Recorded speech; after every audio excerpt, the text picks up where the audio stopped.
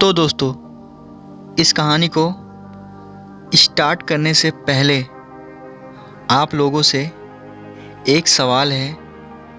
जो भी इस सवाल का सही जवाब देगा उसका नाम मैं अगले वीडियो में बताऊंगा। सवाल: ऐसी कौन सी सब्जी है जिसे उल्टा पढ़ने पर लड़की का नाम आता है? इसका सही जवाब कमेंट में बताना। अगले वीडियो में मैं उसका नेम बताऊंगा जो भी सही जवाब देगा। कहानी को अब स्टार्ट करते हैं। एक मेहनती और ईमानदार नौजवान बहुत पैसे कमाना चाहता था, क्योंकि वह गरीब था और बदहाली में जी रहा था। उसका सपना था कि वह मेहनत करके खूब पैसे कमाए और एक दिन अपने पैसे से एक कार खरीदे। जब भी वह कोई कार देखता तो उसे अपनी कार खरीदने का मन करता।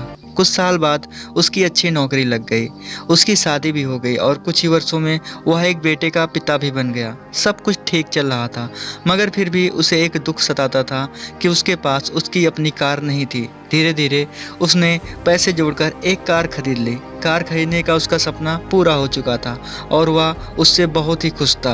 वह कार की बहुत अच्छी तरह देखभाल करता था, उससे शान से घूमता था। एक दिन रविवार को वह कार को रगड़ रहा था, रगड़ रगड़ कर धो रहा था, यहाँ तक कि गाड़ी के टायरों को भी चमका रहा था। उसका 5 वर्षीय बेटा भी उसके साथ था। बेटा भी पिता के साथ पीछे घूम घूम कर कार को साफ होते देख रहा था। कार धोते धोते अचानक उस आदमी ने देखा कि उसका बेटा कार के बोनट पर किसी चीज़ से खुरच खुरच कर कुछ लिख रहा है। यह देखते ही उसे बहुत गुस्सा आया। वह अपने बेटे को पीटने लगा। उसने इतनी तेजी से पीटा कि बेटे के हाथ की एक अंगुली ही टूट गई। दरअसल वह आदमी अपनी कार को बहुत चाहता था और वह बेटे की इस शरारत को बर्दाश्त नहीं कर सका। बाद में जब उसका गुस्सा कुछ कम हुआ तो उसने सोचा कि जाकर देखूं कि कार में कितनी खरोंच लगी है। कार के पास जाकर देखने पर उसके होश उड़ गए। उसे बहुत ही दुख हुआ, बहुत ही गुस्सा आ रहा था। वह फूट फूट कर रो रहा था। कार पर उसके बेटे ने खुरच कर लिखा था, पापा आई लव यू।